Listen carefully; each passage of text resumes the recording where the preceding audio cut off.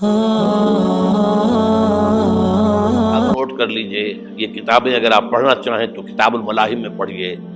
بدترین عذاب عربوں پر آیا کھڑا ہے، سروں پر تنا ہوا ہے، بدترین ایسی جنگ ہونی ہے الملحمۃ العظمیٰ، جس کو کہ میں بھی آپ کو گواہی پیش کر دوں گا، جسے کہا گیا ہے دی لاسٹ کروسیڈ۔ بش نے بھی کروسیڈ کا لفظ بول دیا تھا، پھر واپس لیا اس نے۔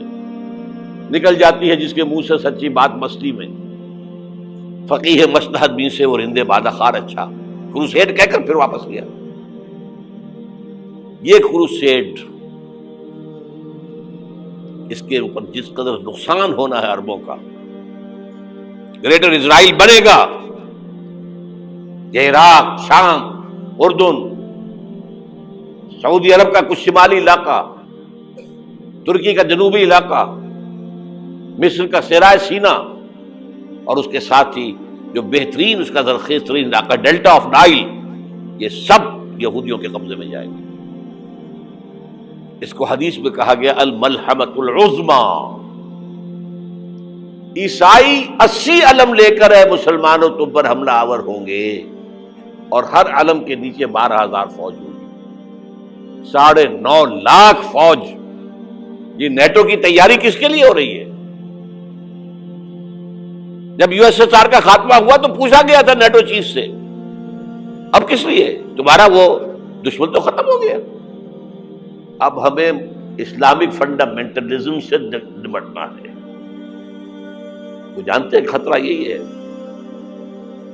اب اسلام ابھر سکتا ہے، مسلمانوں کے سینوں کے اندر وہ آگ ہے، اوپر خاکستر آ گیا ہے، تمہیں اٹھانا بیٹھنا، یہ اندر تو انگارہ ہے، اوپر سے راکھ ہے، اس سے دھوکہ نہ کھا جانا ان کے دلوں کے اندر۔ اور بش نے کہا تھا مسلمان چاہتے ہیں کہ ہسپانیہ سے لے کر انڈونیشیا تک نظام خلافت قائم کریں، اور میں حیران ہوا تھا کہ اس کمبخت کو ہسپانیہ کا خیال کیسے آ گیا؟ ہمیں تو کبھی آتا ہی نہیں، اب ہم تو بھول گئے، وہ تو 500 برس پرانی بات ہے جبکہ وہاں سے ہمیں نکال دیا گیا تھا۔ اگرچہ اقبال نے کہا تھا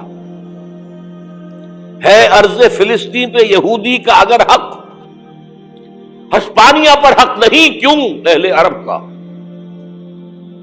ہسپانیہ میں تو 800 سال حکومت کی مسلمانوں نے، اور ابھی 500 برس سے گزرے ہیں نا۔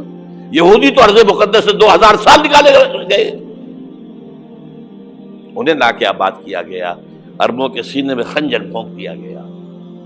وہ چھوٹا سا ملک جو چاہتا کرتا، کوئی پوچھنے والا نہیں۔ امریکہ جیسے اپنے بیٹے کی حفاظت کرے ویسے کرتا ہے اس کی۔ اور حضور نے فرمایا ہے وہ جنگ جب ہوگی تو ایک باپ کے اگر 100 بیٹے ہوں گے تو 99 ختم ہو جائیں گے، ایک بچے گا۔ یہ حدیث ہے، حدیث ہے صحیح۔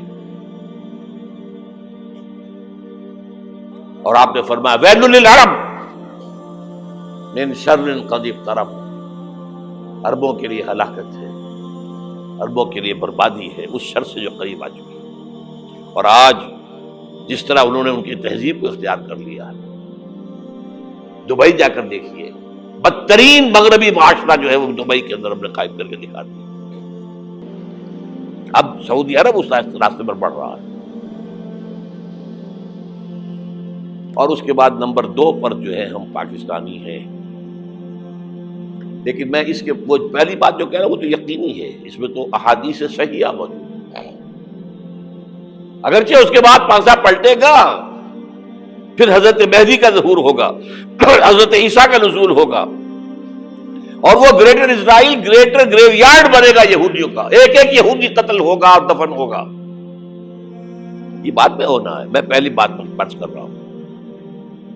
وہ پانسا پلٹے گا جب پلٹے گا، ابھی جو سامنے ہے وہ کیا ہے؟ جس ملحمۃ العظمیٰ کہا حضور نے، جسے آرمگیڈون کہتے ہیں عیسائی۔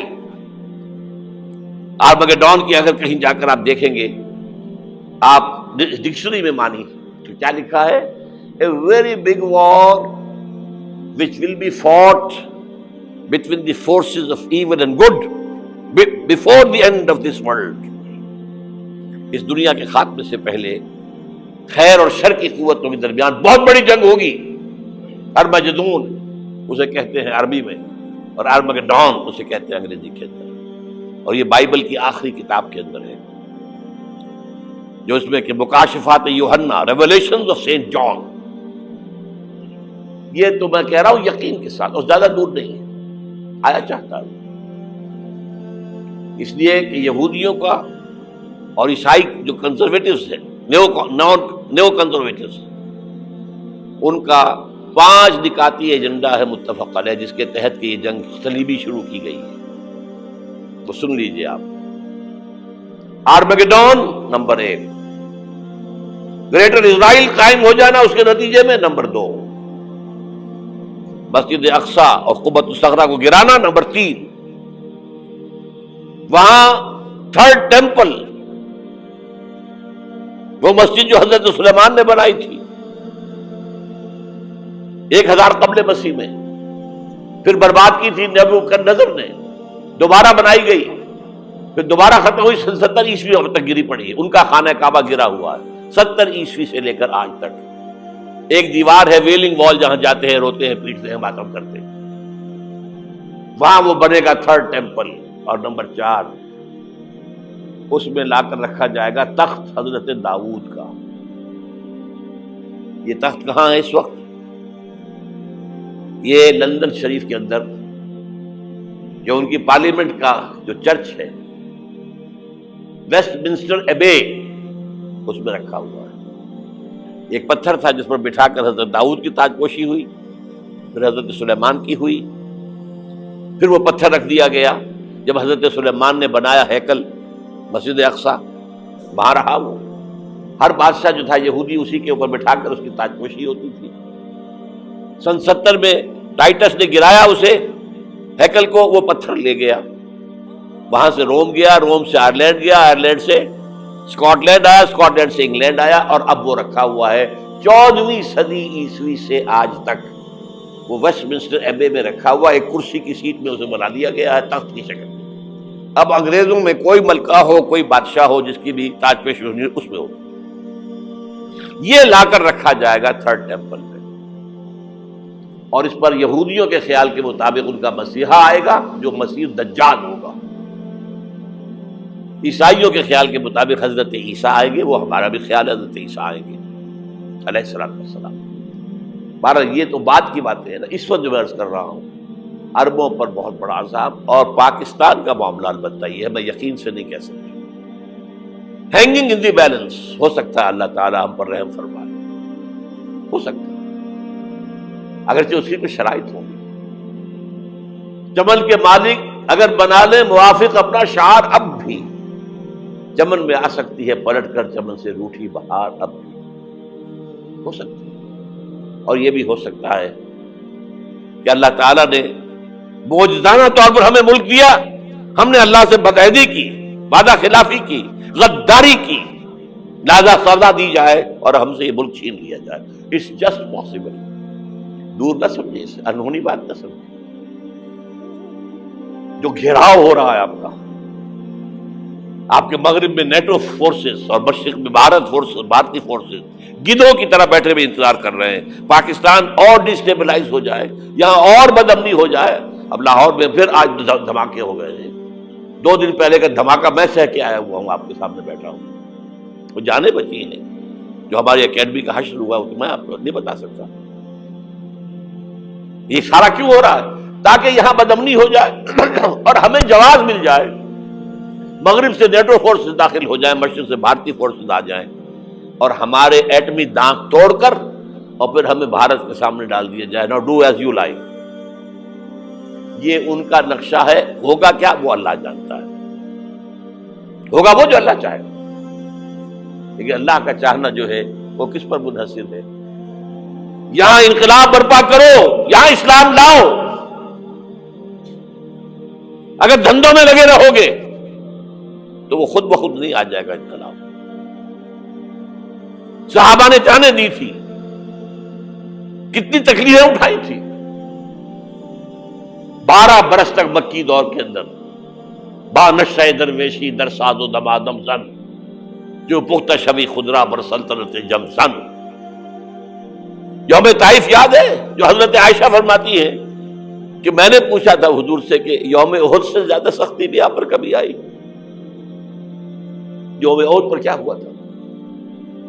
تلوار کا وار پڑا تھا آپ کے چہرہ مبارک، یہ جو رخسار کی ہڈی ہے اس کے اندر وار گیا ہے، اوپر خود کی 2 کڑیاں تھیں وہ اس میں گھس گئیں، 2 دندان مبارک شہید ہوئے۔ وہ خود کی کڑیاں ایک صحابی نے اپنے دانتوں سے پکڑ کے کھینچنے کی کوشش کی، دانت نکل گئے، وہ نہیں نکلی، کیا جتن کر کے نکالی گئی ہوگی تو خون کا فوارہ آیا، اتنا خون گیا ہے کہ آپ بے ہوش ہو گئے، گر گئے، اور مشہور یہ ہو گیا کہ آپ کا تو انتقال ہو گیا، شہادت ہو گئی۔ یہ سیرت کبھی پڑھی ہے؟ حضرت عائشہ کے ہوش کا تو یہی دور تھا نا، یوم طائف میں جو آپ کی کیا تھی، بچی تھی، انہیں کیا پتا کیا ہو رہا ہے حضور کے ساتھ۔ 3 دن تک حضور مکے کی گلیاں اور وہاں کے اوباش لوگ پتھراؤ کر